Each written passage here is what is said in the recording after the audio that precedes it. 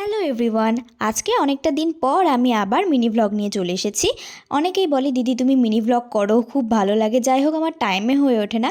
তো আজকে চলে গিয়েছিলাম একটা রাইস সেরেমনিতে। তোমরা এখানে দেখতেই পাচ্ছ, দুটো এন্ট্রান্স ছিল, একটা বেলুন দিয়ে আর একটা ফ্লাওয়ার দিয়ে ডেকোরেশন করা ছিল। তারপরে চলে গিয়েছিলাম উপরে, যেখানে ভাইটা ছিল, কিন্তু ব্যাপারটা হচ্ছে ভাইটা ঘুমিয়ে গিয়েছিল।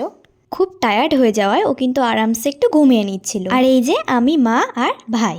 তারপরে আবার চলে গিয়েছিলাম নিচে স্টার্টার সেকশনে। আর এখানে কিন্তু ডেকোরেশনটা এরকম করেছিল, যেটা খুব ভালো লাগে আমার। এরকম ডেকোরেশন কিন্তু এখন প্রায় সব জায়গাতেই চলে, প্রায় কমনই বলা যেতে পারে। আর এরকম টিভি স্ক্রিন কম বেশি তোমরা সবাই দেখেছো। স্টার্টারে ছিল ভেজ পাকোড়া, জিলিপি, বিভিন্ন টাইপসের জুস আর প্রত্যেকটা বাঙালির প্রিয় ফুচকা। ডেস্টিনেশনটা ছিল আমাদের বালুরঘাটের সংকেত ক্লাব। আর এখানে আমরা পাড়ার বাডিসরা মিলে একটু গসিপ করছিলাম। মেন কোর্সে যাওয়ার আগে দেখি এই গুবলুটা ঘুম থেকে উঠে গেছে।